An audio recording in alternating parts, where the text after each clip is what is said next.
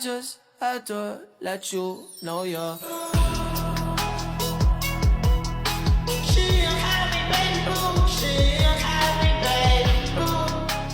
2,000 years later.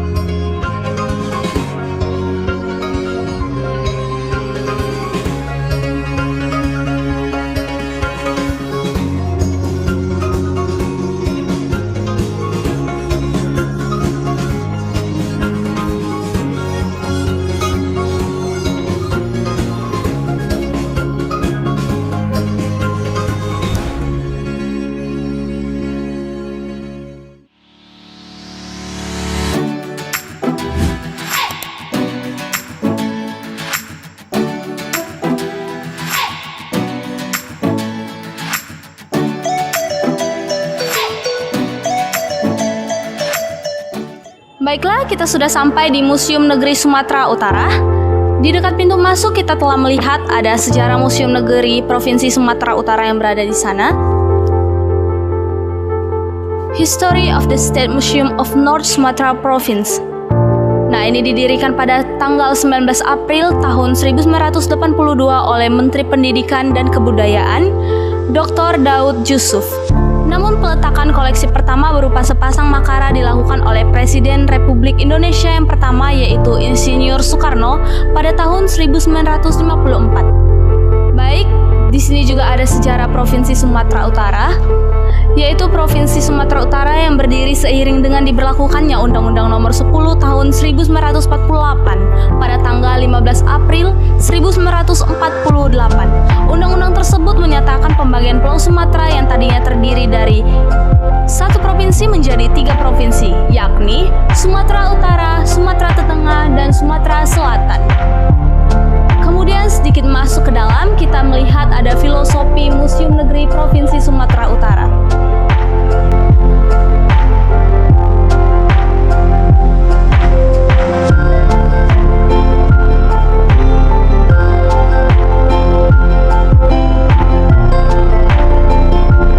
Kita masuk ke bagian masa prasejarah di dalam Museum Negeri Sumatera Utara. Kita dapat melihat di sini adalah bekas-bekas peninggalan pada masa prasejarah dan replika dari gambaran manusia pada masa prasejarah. Replika-replika tersebut termasuk dengan fosil, kapak, tanduk rusa, kulit kerang, dan berbagai macam peninggalan lain pada masa prasejarah. Layaknya manusia pada zaman sekarang, manusia masa prasejarah juga suka mengenakan berbagai perhiasan yang didapatkan dari alam. Bisa dilihat di sini ada manik-manik, beliung persegi, bandul jala, gelang batu, artefak perunggu, tembikar, dan lainnya.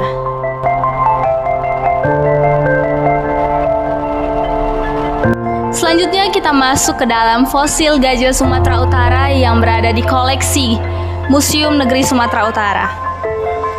Sepanjang 55 juta tahun terdapat 500 spesies gajah, namun hanya 2 yang masih ada, yaitu gajah Asia dan gajah Afrika. Inilah fosil yang berada di dalam koleksi Museum Negeri Sumatera Utara. Kita bisa melihat, walau tidak lengkap, namun ini dapat menambah pengetahuan kita sebagai pelajar bagaimana sih bentuk dari fosil gajah Sumatera.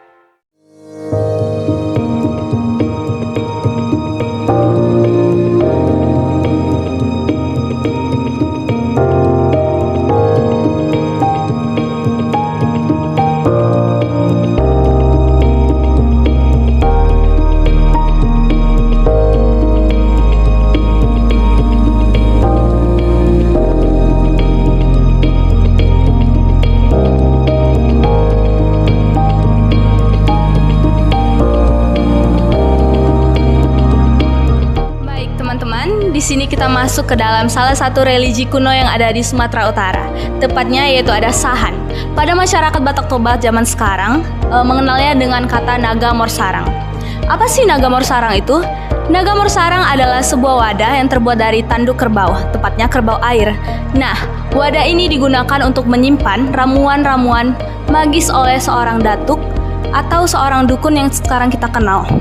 Nah, di sini kita bisa lihat ada ukiran-ukiran detail yang khusus pada Naga Morsarang atau Sahan yang memiliki makna tertentu. Nah, lukisan-lukisan ini atau ukiran ini memiliki makna yang sangat dalam, tergantung bagaimana sang datu memaknainya. Naga Morsarang ini juga berfungsi sebagai penangkal hal-hal jahat atau sesuatu hal-hal mistis yang memiliki pengaruh jahat pada pemiliknya. Jadi segitu saja penjelasan singkat mengenai Sahan atau Naga Morsarang.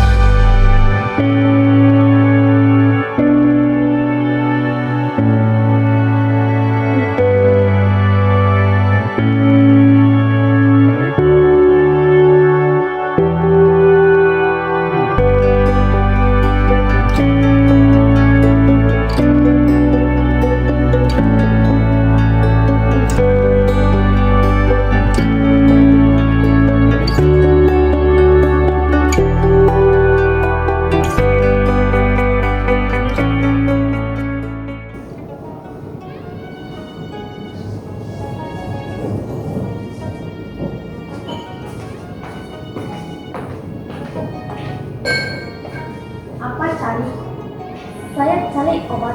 Dia macam ini tapi punya cap kalah jengking. Ada tak di sini? Boleh Pak jual. Sebenarnya ini punya Bapak. Belum Pak.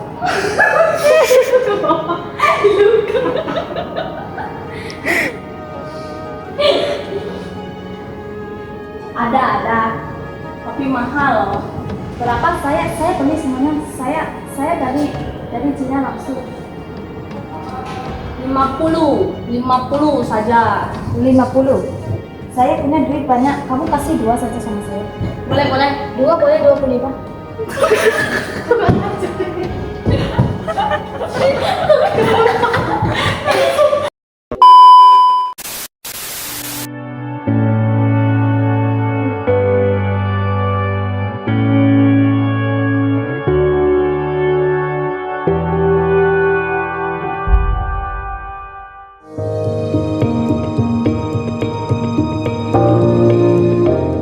Nah, di Museum Negeri Sumatera Utara ini, tepatnya di ruang etnografi, juga dijelaskan masyarakat dan kebudayaan yang ada di Sumatera Utara.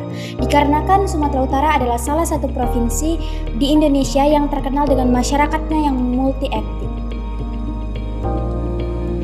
Seperti penduduk asli meliputi suku Melayu, Nias, Batak Toba, Angkola atau Mandailing, Simalungun, Karo, Pakpak, dan masyarakat adat pesisir seperti Tapanuli Tengah dan Sibolga. Sementara suku pendatang dari Nusantara antara lain Jawa, Minangkabau, Aceh, Bugis, Banjar, Bali, dan sebagainya. Di sini juga dijelaskan beberapa tempat-tempat di mana suku-suku tersebut menempati daerah-daerah yang ada di Sumatera Utara, seperti halnya suku Melayu. Suku Melayu di Sumatera Utara umumnya menempati wilayah pesisir timur Sumatera Utara. Batak Toba umumnya bermukim di daerah Kabupaten Tapanuli Utara, Humbang Hasundutan, Toba Samosir, dan Samosir. Angkola atau Mandailing menempati bagian selatan Provinsi Sumatera Utara. Simalungun menghuni kawasan yang kini secara administratif merupakan wilayah Kabupaten Simalungun, Kota Pematang Siantar, Kota Tebing Tinggi, Kabupaten Serang Bedagai, Kabupaten Batubara, dan Kabupaten Asmat. Pakpak bermukim di kawasan yang kini merupakan wilayah Kabupaten Pakpak Barat.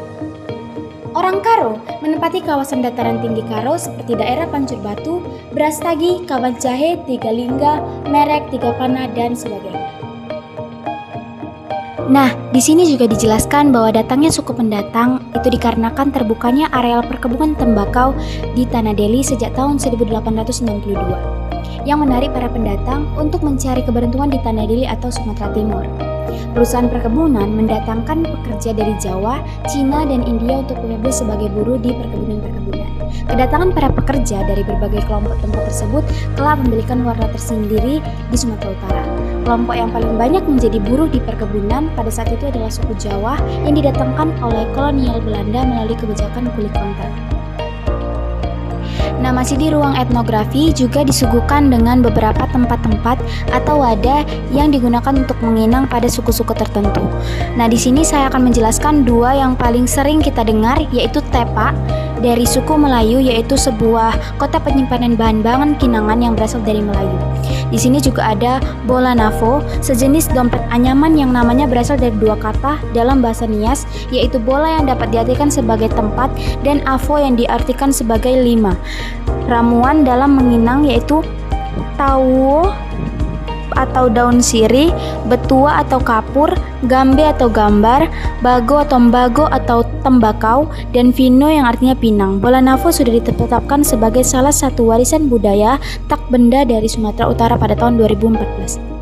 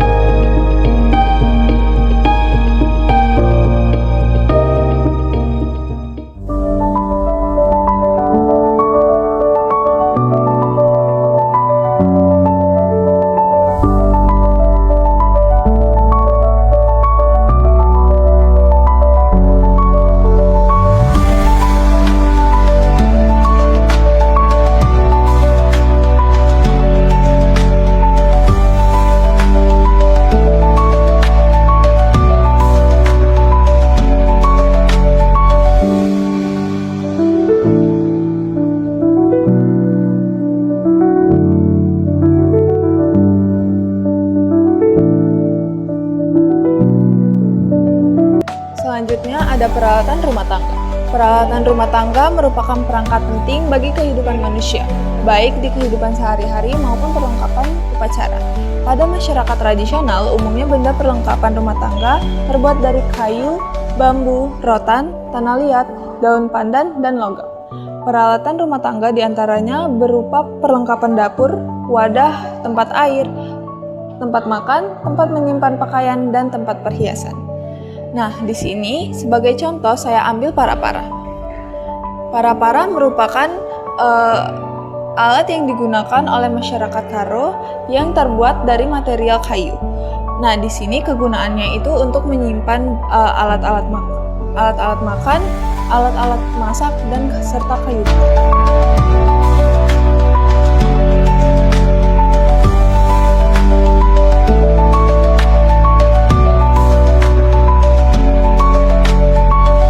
Pertama ada kitang, yaitu wadah air minum yang berasal dari Simalungun. Terus yang kedua ada gumbar. Gumbar merupakan tempat makan yang sudah dimasak yang biasa digunakan oleh masyarakat Karo. Yang ketiga ada nidru. Nidru merupakan tampah yang dipakai oleh masyarakat Karo untuk menampi padi, beras, atau yang lainnya. Selanjutnya ada harpi. Harpi merupakan alas periuk yang digunakan oleh masyarakat Toba. Selanjutnya ada kepuk. Kepuk merupakan tempat untuk menyimpan pakaian serta barang-barang berharga yang digunakan oleh masyarakat Karo. Selanjutnya ada ceret. Ceret merupakan alat untuk menuangkan air yang dimana di dalamnya itu sudah tersedia air. Selanjutnya ada lampu gantung. Lampu gantung merupakan alat penerangan yang digunakan untuk menerangi rumah-rumah Melayu. Selanjutnya ada naha zondro. Naha zondro merupakan tempat untuk menyimpan daging yang sudah dikeringkan yang biasa digunakan oleh masyarakat Nias.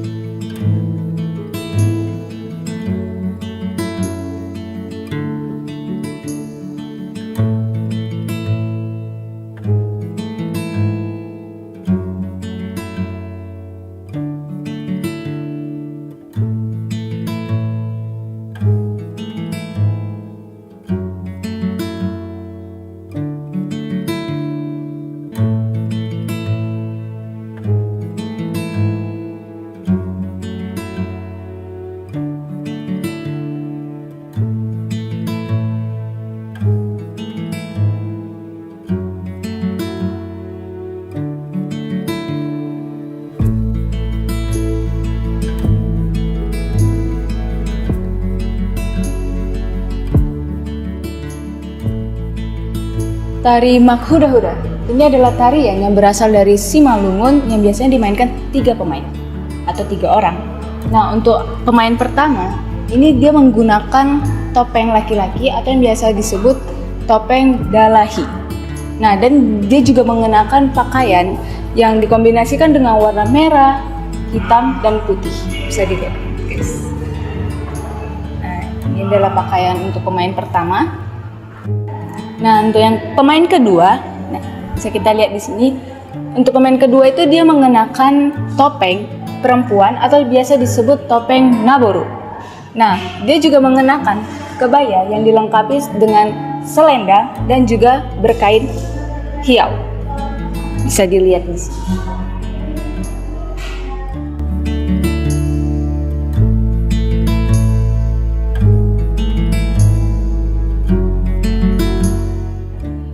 untuk pemain ketiga, nih bisa dilihat di sini.